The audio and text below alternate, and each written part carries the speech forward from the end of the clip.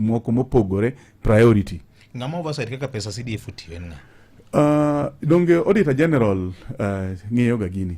Yes. Mana kako ng'iyo migepe mamoko mag sirikal. Kamano. Ung'eyo ni role mjumbe, actually mjumbe timo oversight gini.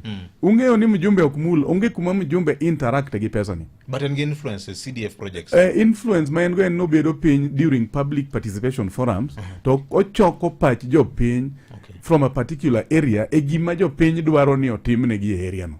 Nikech tinde be ok inyal bukori abuke gero classroom ma ok ugo mbaka gi jo piny ma ginyisi ni ka wadware classroom, ka wadware no gernwa dormitory, ka wadware no timnwa renovation, ka wadware ang'o. So pet jo piny nyaka choke mondi. Nikech fund managers gi gin joma obedo seconded gi NGCDF board kendo gin jotich under Public Service Commission. Yes.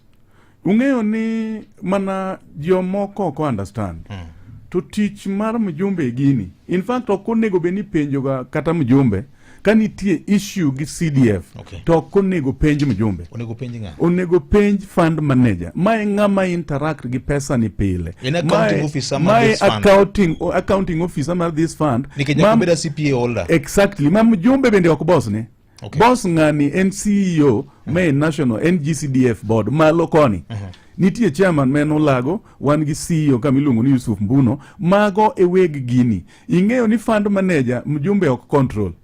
Wanyalo mnago kode mbaka nikech we are almost at the same level. Mana kaka a board mar CDF kanyi biro kaka ta DC bede ga piny. Jomoko kia. DC niga kanyo, district accountant niga kanyo, magi joma goga mbak gini. Tibiro yudo ka samoro ka nitie an issue to kidwa keth nying ja mjumbe.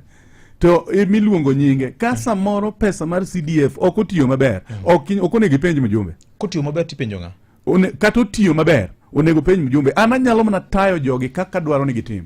Ting'e ni onge kata chieng' manyalo time audit mar account go. Nikech ok ochuno, akiaga kata balance mar account. Akiaga kata checkbook mar account no kaka chalo. Nikech mano ok tija. In fact, kachako penjo fund manager no tang na e check ke otimore nade kata mi account balance. Mana interfere gi tije nikech tijno ok mara. Onge role mar mjumbe gini kata chieng'.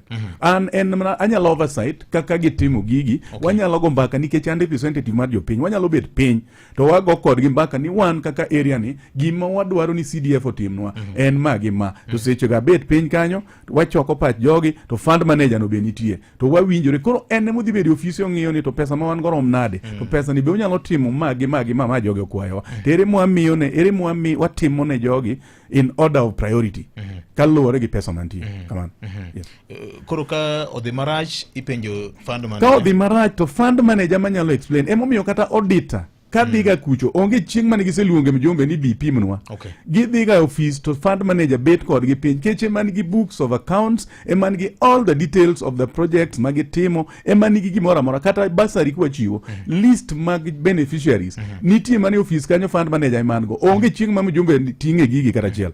An kase osem chiw kwayo ni, ma wabet gi joge ma wacho ni wang'iru kaka wanyalo balance joge area ni wami joge watim kama. Wachna urume gini. Kaka koro gol pesa sama check ready, sama check otimore kata sama pesa osebiro. An anyalo mana lao pesa ko budho ka kech achie ane i Nairobi, fund manager ni e gweng'. Onyalo mana ora na ng'e a check ne office jo CDF. Nita ng'omo miyo gideko release pesa.